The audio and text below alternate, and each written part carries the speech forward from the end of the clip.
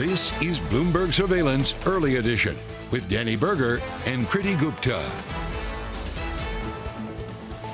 It is 10 a.m. in London, 5 a.m. in New York and 5 p.m. in Hong Kong. Our top stories today. Chinese banks disappoint. Lenders defy calls to support the property sector with a smaller than expected cut to their benchmark lending rate. European gas prices soar as workers at a key LNG facility in Australia prepare to strike in the latest escalation over pay and conditions. And Arm is expected to reveal its IPO plan as soon as today. We will discuss what's at stake for the blockbuster listing, plus Nvidia reporting earnings later in the week. Welcome to Bloomberg Surveillance Early Edition. I'm Tom Mackenzie, stepping in for Danny Berger in London with Kriti Gupta, of course, in New York. And Kriti, remain focused on the policy out of China. A bit of confusion on that front, but the mood music across these markets in an environment, of course, of thinner volumes has turned a little bit more positive, Kriti. It has. And, it is interesting to not see that kind of really souring sentiment in Asia translate to what you're seeing in Europe and the U.S. because you did see a sell-off specifically concentrated in China, as you just mentioned. But take a look at where the outperformance is. It's right here in the States. S&P futures higher by about 0.4%. Again, if you're looking at the NASDAQ, you're seeing even bigger gains. So already right off the bat, a big part of that is going to be the chip story, the expectations for Nvidia that you're already going to see this week. But of course, Tom, you said it. It is lighter trading volume for our radio audience, 43.99 on those futures contracts at the moment. But the bond market, too, also selling off a little bit. So you aren't necessarily seeing that safety, but it feels like a risk-on picture cross assets. The 10-year yield hovering at about 4.29 there, higher by 3 basis points. To me, what's interesting is what's going on in the FX space, because even though you saw the sell-off in Asia across all the major markets, the Nikkei actually outperformed. You didn't see that same strength show up in the Japanese yen. Dollar yen hovering around that 145 level. Technicals are going to kick in here. 145.68 on that currency pair, stronger for the greenback by about 0.2%. But Tom, I got to say, of all of these assets, my favorite is going to be the commodity story this morning, simply because there is a hurricane, as you might have heard, in California, and that's going to have really direct effects, specifically on the Californian refineries that are producing gasoline. So you are already seeing that bid show up in the commodity market, especially in NYMEX crude, which is higher by only 0.6%. But keep an eye on that as we start to potentially see the storm worsen. Well, that energy story, Kriti, is feeding into the equity story here in Europe. The key sector that's leading the gains, again, in an environment where the mood has shifted slightly more positive in the session this Monday morning, Europe, is energy. And the part of that component is, yes, what's happening in WTI and Brent, but also, of course, gas prices. And we tie that to the headline around the disruption coming out of Australia, potentially. You're seeing gas prices currently up around 6%, a little over 6% after a pop of about 18% at the start of the session. But it's a reminder of the possible margin squeeze on some of these big corporates. Think Germany, of course, as energy prices start to tick up again. Nowhere near the highs, of course, as last winter, but there has been this edging higher prices, and that does lead to concerns that maybe corporate margins will be squeezed again in the quarters ahead. When it comes to the benchmark, then you are seeing this lift that's coming through from that sector, up 0.7% so far in the session. So a pretty decent turnaround in terms of sentiment. Euro dollar currently gaining about 0.1%, 108 on the single currency, Kriti. Well, let's take a tour around the world. We kind of walked you through the markets here. Let's start in Asia and kind of dive into what is actually leading a lot of those losses in the region. Chinese banks making a surprise move on loan rates, reflecting its difficult choice between boosting confidence on the one hand and safeguarding the system's stability on the other. Joining us now is Bloomberg's Sofia Horta Acosta. Sofia, the headlines out of China seem to be getting worse and worse. I'm curious about simply the sensitivity to China here. It doesn't feel like it's translating into the global markets. Why does China keep selling off? Good morning. I was actually writing on the Markets Today blog that I was surprised that the FTSE opened higher. It does tend to be quite sensitive to news out of China. It's a very kind of export-oriented index, and it has in the past few months been, suffered pressure from news out of Asia. I do want to just highlight that the Hang Seng Index fell for 7 straight days. That's the longest streak since November 2021. And all 54 members of the CSI, that's the onshore index, CSI Financials Index, are down more than 0.6% today. So really broad-based sell-off in Asia. The sensitivity, I think there's a little bit of a China fatigue story here. The headline news has been negative, but even when it is positive, people tend to trying to poke holes in the positivity story. The world has given up on the China growth miracle. It's very clear to me now that people are trading for the next decade in China, not kind of the day-to-day, even the week-to-week, month trends in the economy. But today, what's new? Why is the market down so much? I do think the LPR cuts, that's the interest rates that the Chinese banks set, they tend to fall after the PBOC cuts rates, and they didn't fall as much as expected. What the market is reading into this is that banks may be under pressure from this call to arms from Beijing to lend more into the economy, but their balance sheets, their net interest margins are not sufficiently cushioned for them to deal with this. So again, the financial contagion story really spooking investors over there. Yeah, the HSI, as you flagged, currently closed the session down 1.8%. The mainland index, the CSI 300, the benchmark there, closed down close to 1.5%. What are we watching for next then, Sophia? I mean, there is a bit of China fatigue, maybe. There's also China stimulus fatigue. The question is, to what extent and when are they going to come through with real and significant stimulus? And it seems to be a question we ask on a daily basis. It may be more granular than that. So what are we watching in kind of the days and weeks ahead? I think it will. You're completely right there. It will have to be more granular. I mean, it's still an economy that's in deleveraging mode. That's incredibly important for President Xi Jinping. You had Dan Terkay earlier on the show talking about that. This is deliberate from authorities. Let's not forget that the property downturn was instigated by Beijing's three red lines. This was deliberate, really kind of get the property bubble under control, deflate it, maybe not pop it. The concern is whether Beijing can actually put a floor in it when it wants to, and it really seems to have it is struggling to kind of gain control of the downward spiral there. Yeah. What we're looking for is anything that will boost confidence. Every time I talk to economists about this, what would really move the needle here? Again, it's the fiscal transfer to consumers, because this is a demand side problem. Consumers don't want to spend, households don't want to borrow, and companies don't want credit because there's nothing to invest in. They don't have that positive outlook on growth or on the economy, so why would they? So for China to avoid the kind of balance sheet recession that Japan faced in the 1990s and is still kind of recovering from now, China really needs to fix that problem, and it needs to fix it now. Yeah, certainly an urgency that I wonder why it's taking so long for the rest of the world to see that read through. And of course, as we speak, dollar yuan 7.32 on that pair. Bloomberg Sophia Horta-Acosta walking us through the crucial China story as well. We stick with the Asian dynamic, though. President Biden hosting a historic summit on Friday with leaders from South Korea and Japan over at Camp David. Concerns over North Korea's growing missile arsenal and China's actions in the South China Sea, as well as the Taiwan Strait, were among the issues on the agenda. Today, we've all reaffirmed our shared commitment to maintaining peace and stability in the Taiwan Straits and addressing economic coercion. We're going to continue to counter threats from the DPRK, including cryptocurrency money laundering to the tune of billions of dollars, potential arms transfer in support of Russia's brutal war against Ukraine. And together, we're going to stand up for international law, freedom of navigation, and the peaceful resolution of disputes in the South China Sea. John Herskovitz, Bloomberg's East Asia government editor, joins us now from Seoul. Did anything really come out of this summit? I mean, there was so much hype around it, but what actually yielded? Well, we got some actual and practical measures when it comes to with matters like missile defense.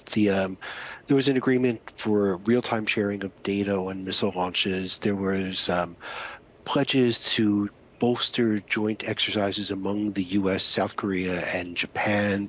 Things like hunting for missiles, hunting for submarines. So we got some things that really helped these two allies of the U.S. prepare for contingencies in the region.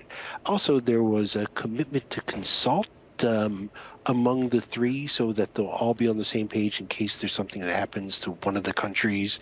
And of course, the focus of this meeting was North Korea and China.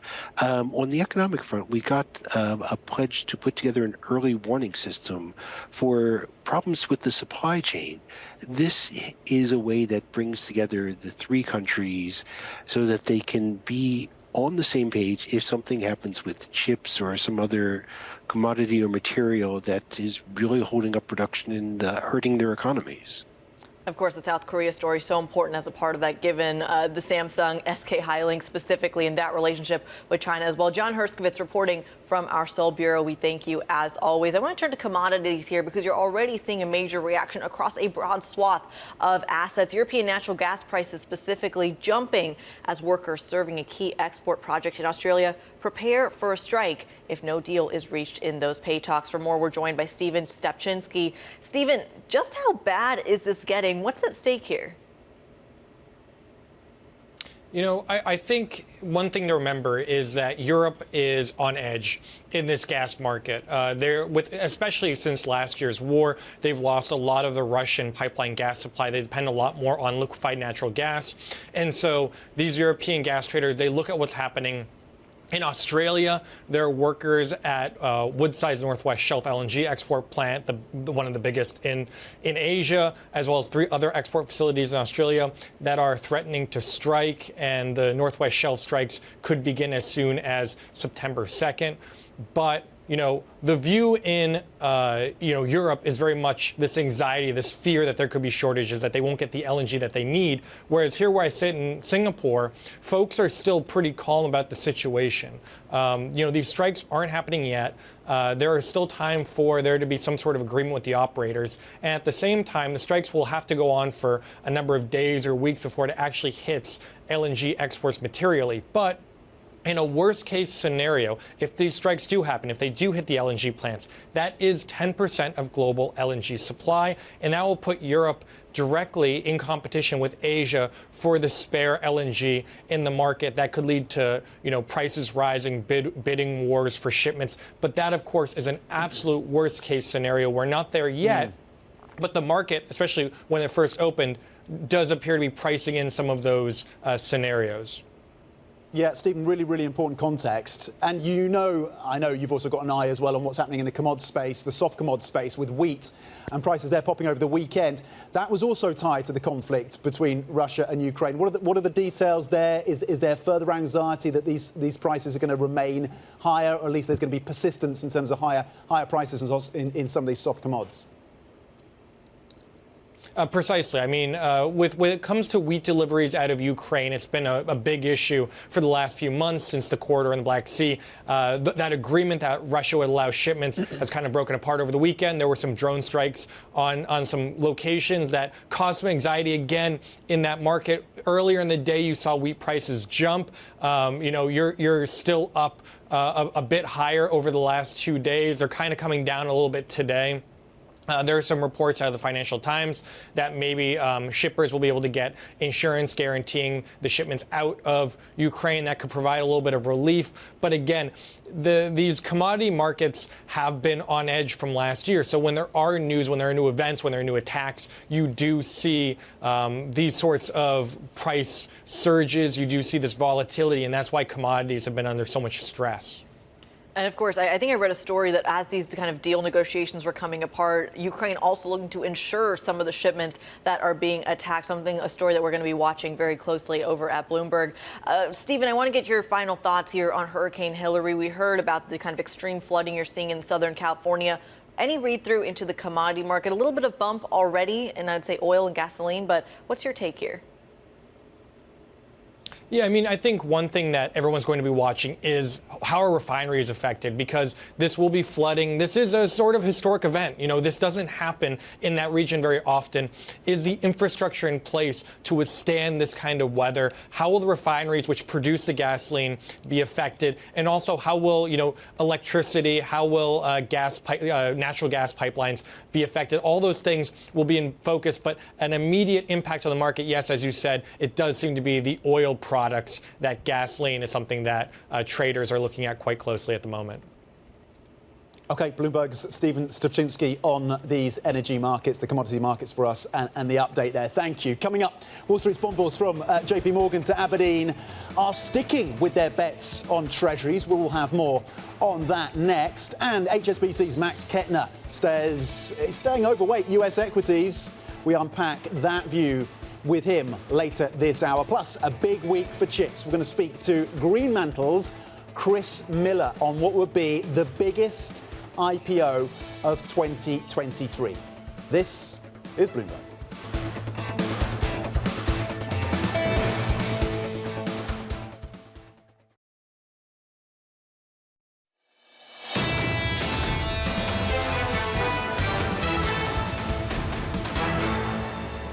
So the last couple of weeks have been a little confusing for all markets, except the bond market has taken a little bit of extra maybe flack for what's going on. Are the fundamentals really what's driving the market? Is it still monetary policy at a time when central banks around the world are kind of diverging in their strategies, yet we're kind of getting the all clear sign from inflation? And then there's the question of plumbing when it comes to the bond market as well. This is why I am not a strategist on Wall Street. It's because of a chart like this. For a radio audience, stick with me here. Basically, we're looking at 2-year and 10-year net non-commercial positioning, and basically it's a chart that goes all the way back to 2001. And what you need to know is basically you are starting to see short positions at their, lowest on record, basically. It really shows the fact that, maybe people are positioning for some sort of pop in yields. At the same time, if you look at the long end of the curve, people were the most long. It's a really kind of dynamic market where you really see both the bulls and the bears when it comes to the bond market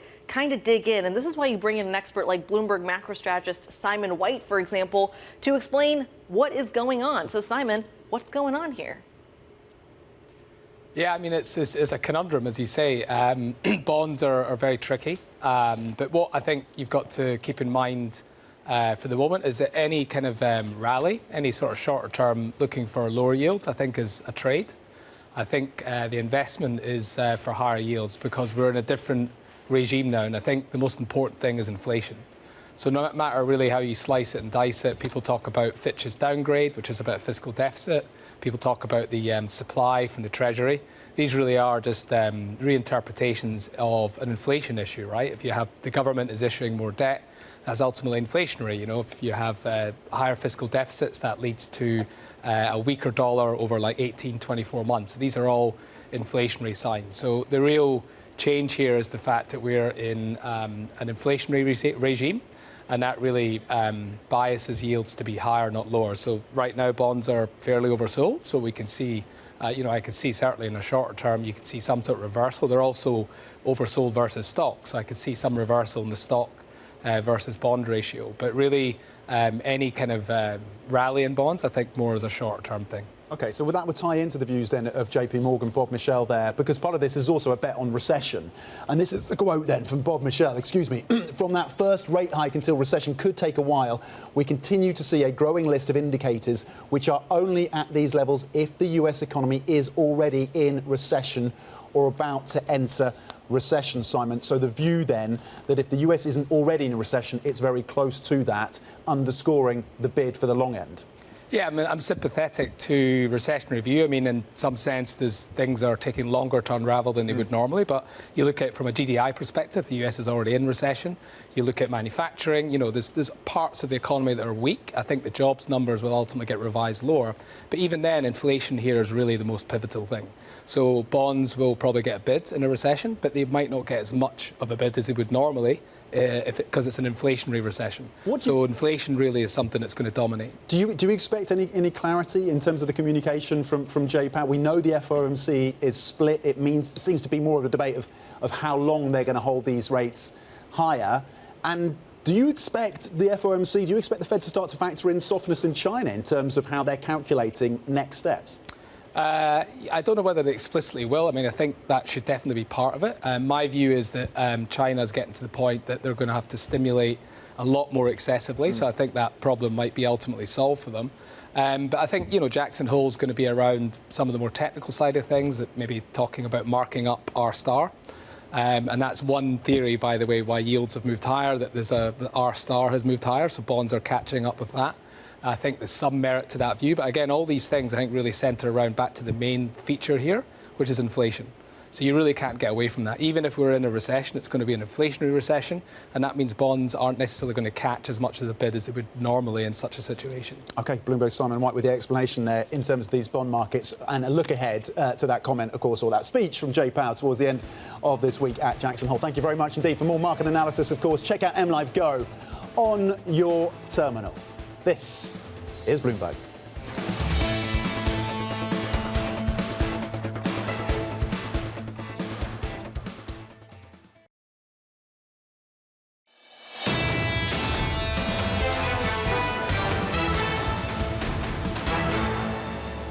This is Bloomberg Surveillance Early Edition. I'm Kriti Gupta in New York with Tom Mackenzie in London. Let's get to some of the stories that caught our eye this morning. Hedge fund manager Sculptor Capital rejects an unsolicited bid from Boaz Weinstein and Bill Ackman. The firm writes in a statement, quote, "The bidder has not demonstrated adequate committed funding for any of its bids," unquote, without identifying the actual bidders themselves. This comes after Rhythm Capital agreed to buy Sculptor in a $639 million deal back in July. So, Tom, everyone kind of getting a little grabby for this particular company. A little grabby for the company. That's one way of phrasing it. Yeah, it's a story that we'll continue to watch. It's really fascinating in terms of how that develops. Another really important story in the banking space. Citi CEO Jane Fraser said to be considering a break-up of the firm's Institutional Clients Group, or ICG. That is according to reporting from the Financial Times. The unit is the firm's biggest business. It made up 3/4 of the bank's profit last year. The split would be in 3 segments, including investment, corporate banking, global markets and transaction services, according to the report. Coming up, we will speak to Max Kettner, Chief Multi-Asset Strategist at HSBC, to get his views on how to position in these markets as we weigh up the risks from China and this higher yield environment. Stay with us. This is Bloomberg.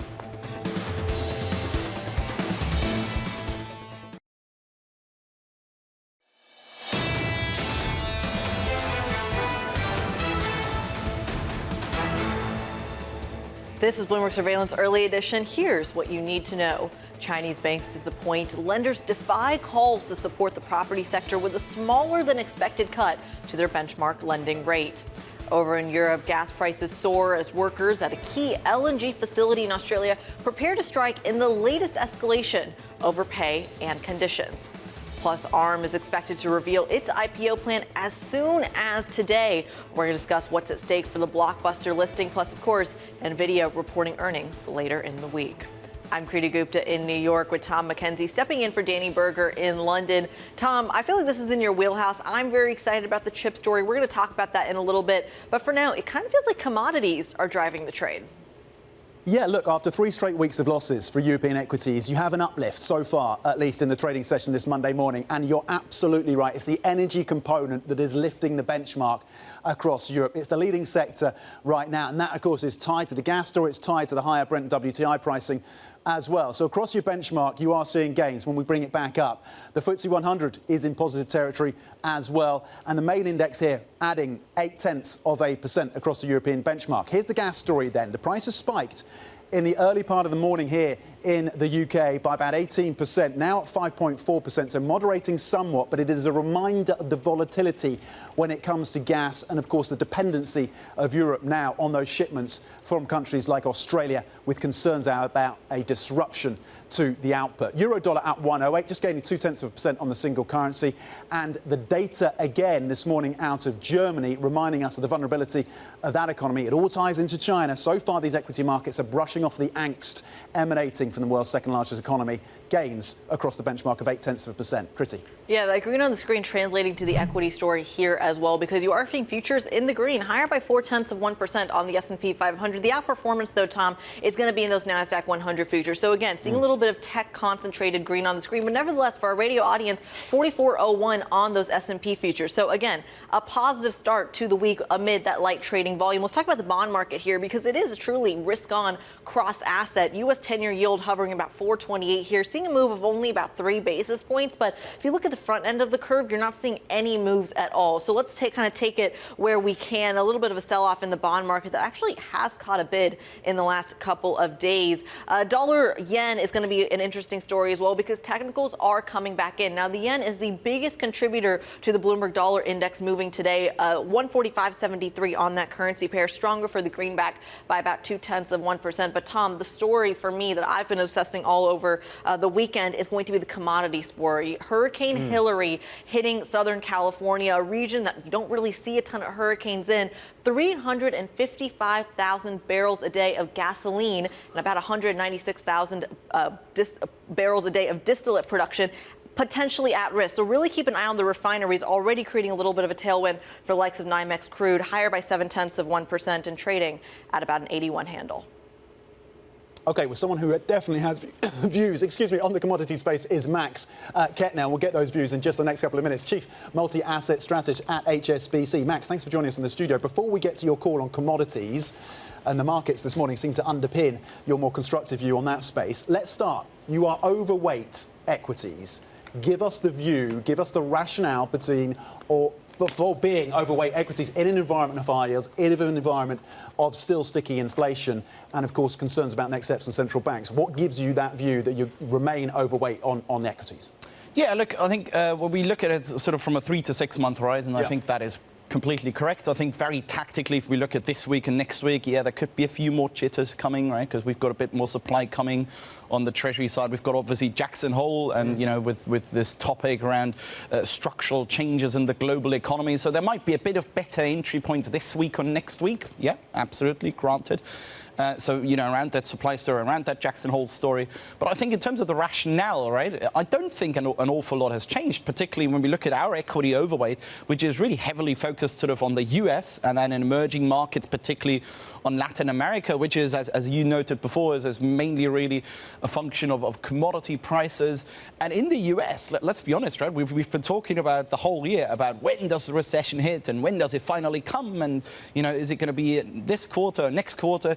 And the reality so far has been that consensus was always sort of rolling it 1 quarter forward, right? Every quarter we started with, well, this is the quarter where it's finally going to hit. And then the first couple of weeks, the hard data was much better than expected. And then people had to revise their forecasts again. The flip side of that, Max, as you well know, is no recession, rates higher for longer, and there's a squeeze on margins. So how do you insulate yourself from that? Yeah, I think, this is probably really a question about timing, and it's a question really about how asset allocation has changed, right? This is probably getting a bit more philosophical than really technical. But if we think about it, so Kriti was just saying this is a proper risk-on environment today. But we haven't seen that in a couple of weeks, right? Really what we've seen since June was either everything works or nothing works, right? Everything goes up. So it's, yields going down or at least being range bound, equities up and credit rallying and EM rallying. So either everything works, it's a proper Goldilocks scenario, or it's exactly the opposite. It's the reverse Goldilocks scenario that we've been sort of tanking into last week. And from an asset allocation perspective, that's the worst environment, right? Because you can't really protect against it. Because, if you either buy anything, then why are you even here? And if you don't buy anything, well, again, it's sort of like, well, what can you do to hedge? The only things that, in terms of what you do in order to insulate from that is the only hedges that really work is long dollar. It's probably sort of front-end steepness. It's really value over growth in equities, which is, also sort of the call on Latin America, really a bit more commodity exposure, a bit more value in there. That's the only things that you can do in order to insulate you from. And the other thing, of course, is the timing, right? It's the timing. So when do you think we're going to go from Goldilocks to the opposite? Now, granted, in the last week, we've seen the sort of whiffs of that, but we do think the more precarious situation is going to come towards the fourth quarter, because we're going to get probably headline inflation in the US a bit higher, right? On our measures, higher than consensus is saying. And then perhaps you get a bit of those rate cuts that are still in the price for next year priced out. And that is, as you say, then we get the situation where perhaps everything sells off again. Max, Let's talk about the bond market here very specifically, because the bond market and the commodity market are kind of telling us two different stories. If you look at the pricing, let's just zoom it out. In the last year or so, it's based on the assumption that inflation has peaked, it's in the rearview mirror, and commodity inflation really isn't the story that's driving it. It's going to be more focused on services or wages. I think you'll agree with that. But when you're looking at commodity inflation, you're already seeing a little bit of a bump in food prices, that bump in oil prices. Now we're looking at natural gas becoming an issue as well. Is the bond market and commodity market correlation going to start building again? What do you think? Yeah, I do think so. I think we have seen that not entirely break up, right? Because if you look at something like base effects and energy prices, that obviously was driving the disinflation over the last couple of quarters, right? Really since the end of last year. But when we look at these disinflationary forces from energy prices, they've really peaked in June, right? And now they're starting to fade. And I guess some of the danger that we're seeing on the inflation side is that, yes, we are going to see a few more disinflationary forces from goods prices, also from rental inflation. But from goods prices, for example, they're probably going to run out towards the fourth quarter. Rental inflation, particularly on the private rental prices, those sorts of disinflationary forces are already also running out, right? So towards the new year, Q1, Q2, we could see rental inflation also pick up again. So all of that means that, particularly services and goods inflation could also pick up in an environment where, perhaps commodity prices also pick up, and particularly the energy side of things, perhaps less so the metal side of things. Yeah. But on the energy side of things, right, net longs are very, very low, right? Net longs of speculative investors. The carry proposition has become much, much better, right? Demand is actually fine, right? If you look at implied demand in the US, even demand in China is on a record high. So there, oil could be seeing a bit of a tactical bounce there, and that then adds to the inflationary pressures. I'm having like 2021 deja vu here, Max. And I have to say, the fact that we found a European who is bullish on the equity market. I mean, Danny and I joke all the time on the show, what a rarity that is. Max, let's talk about very simply the trade then. If you're looking to increase your exposure to equity specifically, do you then throw in a basket of commodities as well? Is this indeed 2021 deja vu? Yeah, I don't think it's going to be all over 2021, right? So we're not talking about, I think oil is going to go to $200. But it doesn't really have to, right? If we go temporarily, $10, $15 higher, that's great, right? That's fantastic. Look at the energy sector, look at the free cash flow yield and the dividend yield. It's fantastic. It's great, right? So that absolutely, as you say, is not only now a picture where I want to be buying the dips in US equities, but also in some of the commodity sectors and some of those commodity exposed regions like Latin America. Max Kettner of HSBC. What asset can he not talk about? We thank you as always for joining the program this morning. Coming up, perhaps another kind of angle to the inflationary story. Chip designer Arm expected to unveil its IPO filing as soon as today. We're going to get more on what would be the biggest debut of the year. Stick with us. This is Bloomberg.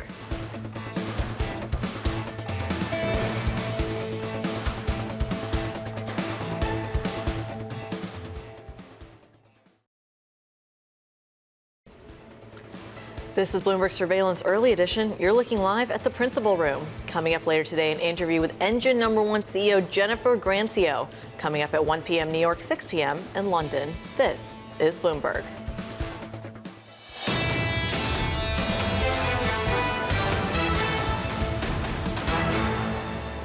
This is Bloomberg Surveillance Early Edition. I'm Kriti Gupta in New York with Tom Mackenzie in London. Arm is expected to unveil its filing for an IPO as soon as today, giving the market a peek at the chip designer's financial health 7 years after it was acquired by SoftBank. The IPO planned for September is on track to be the year's largest and could be one of the biggest tech listings ever on an American exchange. Joining us now, Sonali Basak, Bloomberg Global Finance Correspondent, and Chris Miller, Director of Eurasia at Greenmantle, as well as the author of Chip War, the fight for the world's most critical technology. I've learned so much from truly the both of these people, so a pleasure to have them on the show together. Chris, let's start with you here and specifically talk about what advantage Arm might actually have. We've already seen investors like NVIDIA, like Intel, even Amazon trying to get their hands on this. This vertical integration, though, do you see it kind of getting the ire of regulatory authorities or regulation in the EU and the US? What do you think? Well, ARM has already had several transactions that have been thwarted by concerns over regulation. I think if you look at what ARM's trying to do with the IPO, they're showing that many other companies in the ecosystem have a stake in their success. And if you look at their business model, they sell chip architectures to almost every other company in the tech world for mobile devices, for data centers, for autos. And they're trying to illustrate that they're a central player in this ecosystem and that many other tech firms are interested in supporting them and in being a customer. Sonali, let's bring you in at this point. In terms of the question about what it means about the IPO markets, we know they've been lackluster, to say the very least, Sonali. Does this kind of open the taps? Does this encourage others to come to markets? How big a deal is this in terms of listings? That's certainly the hope, both for the bankers involved in the deal as well as the IPO market, that horde of companies looking to make it to market. Remember, this would not only be the biggest of the year. We are in a deal drought that is the worst we've seen since 2009. And a company of this size, the largest we've seen this year already is Kenvue, which was about $3.8 billion in the size of listing.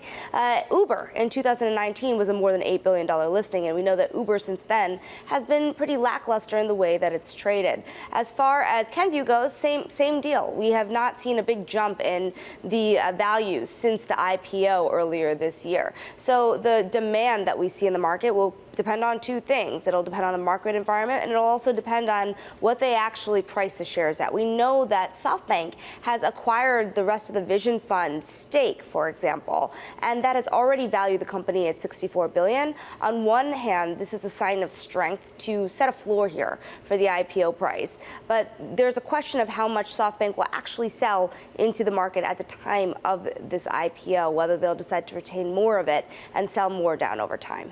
Well, Sonali, let's expand on that here, because if you're looking at kind of the investor appetite for IPOs right now, from a market's perspective, there really isn't any. But this is a massive company that doesn't really have any major competitors. What does a roadshow really look like for this one? Well, one thing about this, too, is they've been in talks with strategic investors. You hinted at this a little bit earlier. Intel, NVIDIA, Amazon. Do they come in at $100 million a pop, or do they come in with less strategic interest coming into the moment of the IPO? That would certainly be a sign of strength if you saw big names like that come into the market. Also, remember, there's no guarantee that the fall markets won't be choppy. And the market environment itself is one big question. But should they open the floodgates? You see other companies like Instacart potentially coming into the market. You've already seen down rounds in companies like that, which could ease some of the pressure once they finally come into market in terms of what their valuation is on day one on a public listing. Chris, let's bring you back in at this point. What you do so artfully in your book is thread the needle between all the different geographies, the fact that this is a very diversified industry, semiconductors, and of course you tie in the geopolitics over the years as well. How will China be thinking about ARM's listing in New York? Indeed, how will Washington and the Biden administration be thinking about next steps in this chip conflict? Well, I think the U.S. government has no concerns at all about ARM's listing. ARM is a UK company, but has large operations in the U.S. as well and collaborates with a whole set of different U.S. chip firms. With China, it's a different story. ARM has been in a years-long dispute with its Chinese subsidiary. Part of the dispute has been held up in Chinese courts on what seemed like pretty trumped-up claims. And within China, there's a desire to cause obstructions to ARM's business model as part of a way to help the Chinese subsidiary that's in this legal dispute. So the Chinese government is unlikely to be happy if this transaction goes forward straightforwardly, but it's not clear they have a lot of tools with which to stop it. The other facet of this is that in China, there's a lot of money going into an ARM competitor, an alternative instruction set architecture called RISC-V, which is part of an effort to reduce China's reliance on ARM. I'm so glad you went there. Talk to us about that competitive landscape, though, because as far as I understand it, there really is no real competitor to ARM in terms of security risk, but also in terms of exposure. Just how much exposure does Europe, the U.S., and China actually have to ARM? Well, right now, almost every chip company deals with ARM in some fashion, especially in the mobile and smartphone ecosystem. ARM is really dominant. But in other parts of the chip market, in data center, in auto, in some consumer devices. ARM is a competitor with the newer instruction set architecture called RISC-V, which is open sourced and therefore free. And for many use cases, RISC-V is gaining popularity, both because you don't have to pay for a license, but also because for certain use cases, it might be more effective. And so that's a key competitive threat in ARM's future. Shonali, we look ahead, of course, with anticipation to NVIDIA's earnings later this week, particularly given all the hype, all the expectation around artificial intelligence, generative AI, LLM, and all that kind of stuff. What are you looking at? What are we expecting in terms of the numbers? How important, how significant do you think that print will be for the broader kind of appetite for all things AI? I think it's really an important question. NVIDIA, of course, has been the publicly traded whale in the room and has bought in billions of dollars in billionaire interest and hedge fund interest, and so that is a lot of fast money that you look at in the stock. Performance itself, I think, is very important here, because the other thing I was looking at is ARM's own numbers, for example. This idea that revenue has not only dropped for the full year by 1%, but in the most recent quarter ended June 30th, it fell 2.5%. That's a greater rate of change. So as these companies are being sold already at quite potentially lofty valuations and so much money being bought into AI-linked stocks outside of NVIDIA, whatever NVIDIA says will certainly be a bellwether for a lot of these other companies that have probably risen with the rest of the tide and have brought in a lot of interest that could be a little more fragile if NVIDIA were not to show strength across the board. Chris Miller and Shonali Basak walking us through the importance and the weight of the ARM IPO. Again, the filing expected in just a couple of hours, potentially. We thank you, as always. Coming up on the program, a look at some of the market-moving events to watch throughout the week. This is Bloomberg.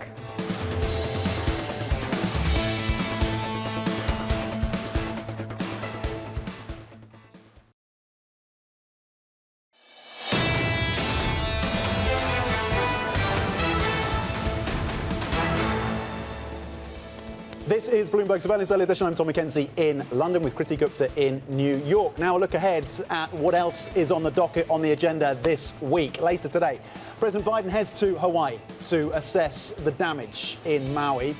Starting Tuesday, South Africa hosts the BRICS summit in Johannesburg. On Wednesday, PMI data from the US, Eurozone and the UK. We'll also get earnings, as we discussed with Shonali, from NVIDIA, a really important gauge as to the appetite and the material impact of that focus on AI. And the first Republican Party presidential debate of the 2024 campaign takes place in Milwaukee on Thursday. Donald Trump says he will skip primary debates against other Republican presidential candidates. And finally, on Friday, this is the big one, Fed Chair Jerome Powell is scheduled to deliver the keynote speech at Jackson Hole. Kriti. Yeah, that's going to be the real game changer. We're talking about these kind of summer trading markets. Everyone's waiting for what happens in Wyoming, which, Tom, I don't know if you've ever been to Wyoming. I certainly haven't, but it feels like I heard it's beautiful, but I also hear it's kind of where all of these government officials you see in suits really bring out their full Western gear. It's all about the hats, isn't it? Have I seen Matt Miller win one of those hats? I mean, certainly.